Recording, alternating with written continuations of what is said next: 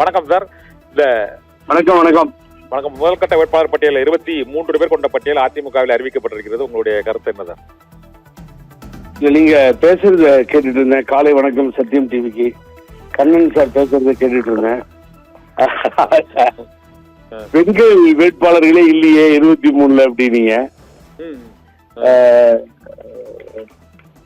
புரட்சி தலைவி அம்மா நிரந்தர பொதுச் செயலாளர் அவங்க உயிரோடு இருந்திருந்தாங்கன்னா இவ்வளவு நேரம் ஃபீல்டில் இருந்திருப்போம். நாங்கெல்லாம் எல்லாம் அறிவிக்கப்பட்டு அதெல்லாம் முடிஞ்சிருக்கோம். எல்லாருமே ரெடியா இருந்திருப்போம். இது இப்ப டெல்லிக்கு போய் டெல்லியில இருந்து ஆளுங்கெல்லாம் கூப்பிட்டு வந்து இங்க வச்சு தலைமை கழகம் இல்லையான்னு சொல்லி நான் பூட்டிட்டேன்னு உங்கள்கிட்ட தான் சொன்னேன். எல்லார்கிட்டையும் அவருக்கு சேலஞ்ச் பண்ண, எதுக்கு உனக்கு ஹெட் ஆஃபீஸ் தலைமை கழகம், அதுக்கு பின்னாடி அங்க ஒரு கூட்டத்தை நடத்தி இதெல்லாம் என்னுடைய எதிரொலிங்கிறது எனக்கு தெரியும். ஆனா இப்ப நீங்க கேட்டது காமெடியா பதில் சொல்லணும்னா உங்களுக்கு பெண்கள் இல்லையேன்னு வருத்தப்பட வேண்டியது சி சண்முகம் தான். ஏன்னா அந்த பட்டியல நயன்தாரா பேர் இல்லையேன்னு அவர் தான் வருத்தப்படணும். ஆகவே பெண்களுக்கு இடஒதுக்கீடு அப்படிங்கிறதுலாம் அவங்க அம்மா இருக்கும் பொழுது கொடுத்தாங்க சார்.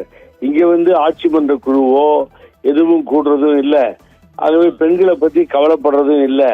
இதெல்லாம் வந்து என்னை பொறுத்த வரைக்கும் உண்மையை உங்கள்கிட்ட சொல்லணும்னா ஒரு 5 கோடி டிடி கொண்டு போய் காமிக்கணும், இல்லைன்னா கேஷ் கொண்டு போய் காமிக்கணுன்ற நிலைமையில தான் இந்த வேட்பாளர்கள் தேர்வு முறை இருக்கு. ஆகவே நல்ல ஒரு 16 சிட்டிங் எம்எல்ஏக்களுக்கு திரும்ப அறிவிச்சிட்டாங்க. ஆனா ஒரு 2 இப்போ சிவி சண்முகம் எம்பியா இருக்கிறாரு. அவருக்கு திரும்ப மயிலம் தொகுதி சட்டமன்ற தொகுதி அவருக்கு போட்டியிடுவார் அறிவிக்கப்பட்டிருக்கு. இந்த சிட்டிங் எம்எல்ஏக்களுக்கும் அந்த முன்னாள் அமைச்சர்கள் அனைவருக்குமே வழங்கப்பட்டிருப்பாரு. எப்படி பாக்குறீங்க சார் முதல் கட்ட? அதுல இது 5 கோடி இப்போ அதுல சொல்ல முடியாது. நீங்க வந்து நான் சொன்னது வந்து பொதுவா சொல்லிட்டு இருந்தேன். ஆனா முன்னாள் எம்எல்ஏக்களுக்கு கொடுத்த 65 பேர் பிளஸ் 1 66 மொத்தம். உங்களுக்கு தெரியும். இந்த 66 பேருக்கு நீங்க திருப்பி அகாமடேட் பண்ணி தான் ஆகணும். அவங்க ஏற்கனவே சட்டமன்ற உறுப்பினர்களாக இருந்தவர்கள். இப்ப சிவி சண்முகத்துக்கு என்ன, அவர் ஏற்கனவே ராஜ்யசபா தேர்ந்தெடுக்கப்பட்டவர். நீங்க நல்லா கவனிங்க. ஏற்கனவே ஒரு ராஜ்யசபா எம்பி பதவி அப்படியே முழுமையா 5.5 வருஷம் இருந்தது. இதே மாதிரி KP முனுசாமி பண்ணதால அந்த ராஜ்யசபா எம்பி அதிமுகவுக்கு லாஸ் ஆச்சு. இப்ப பாத்தீங்கன்னா மறுபடியும் இவர் பேரை அறிவிச்சிருக்காங்கன்னு நீங்க சொன்னீங்கன்னா அது வந்து சரியானது அல்ல. இது என்ன, இன்னொரு ராஜ்யசபா எம்பி மறுபடியும் ரிமைனிங் பீரியட் போயிடும். ஆனா இவர் ஜெயிக்க முடியாது, விடுங்க, அது வேற விஷயம். தலைக்கீழனாலும் ஜெயிக்க முடியாது. அதனால 2 ஆப்ஷனையும் எடுக்கிறாங்க. இதுக்கு இப்ப சிட்டிங் எம்எல்ஏவா இருக்கிறவருக்கு எதுக்கு போயிட்டு, சிட்டிங் எம்பியா இருக்கிறவருக்கு ராஜ்யசபாவில் எதுக்கு போய் கொடுக்கணும், எம்எல்ஏவை ஏன் கொடுக்கணும், வாட் இஸ் நெசசரி? ஸோ இதெல்லாம் வந்து கட்சியினுடைய வீக்னஸ்.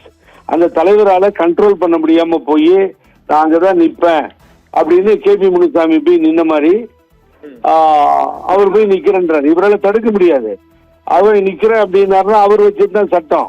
இவரு தடுத்து நிறுத்த முடியாது. அவர் எந்த பட்டியல் எப்படி அறிவிக்கப்பட்டாலும் இன்னைக்கு இருக்க நிலைமையில அவங்க ஸ்ட்ராங் கூட்டணியாக திராவிட முன்னேற்ற கழகம் தமிழக முதல்வர் ஸ்டாலின் அவர்கள் தலைமையில் ஏற்பட்ட பின்னால் ரொம்ப ஸ்ட்ராங்கா இருக்கு.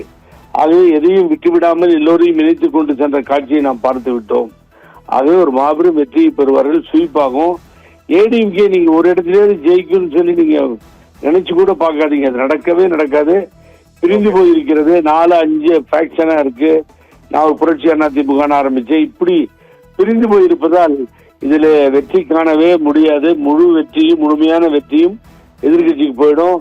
ஆகவே 2வது இடத்தில் யார் வருவார்கள் என்பதை நான் பொறுத்திருந்தான் பார்ப்போம். ஏற்கனவே நான் சொல்லிட்டேன். என்னன்னு கேட்டீங்கன்னா, அம்மா இருக்கும் பொழுது தேமுதிகவுக்கு சீட்டு கொடுத்து விஜயகாந்துக்கு, அதே விஜயகாந்த் கேப்டன் இருக்கும் பொழுது ஒரு 42-43 சீட்டையோ கொடுத்தாங்க. கொடுத்த பின்னாடி எதிர்கட்சியே அதுதான் வந்தது, தேமுதிக. எல்லாமே தோத்துட்டாங்க. அது போன்ற நிலை இப்பொழுது ஏற்பட்டு காங்கிரஸ் வருவதற்கு வாய்ப்பு இருக்கிறது எதிர்கட்சியாக. இதுதான் இப்பொழுது நடக்கும் போது. ஓகே சார், நன்றி சார். உங்களுடைய கருத்துக்கு மிக்க நன்றி.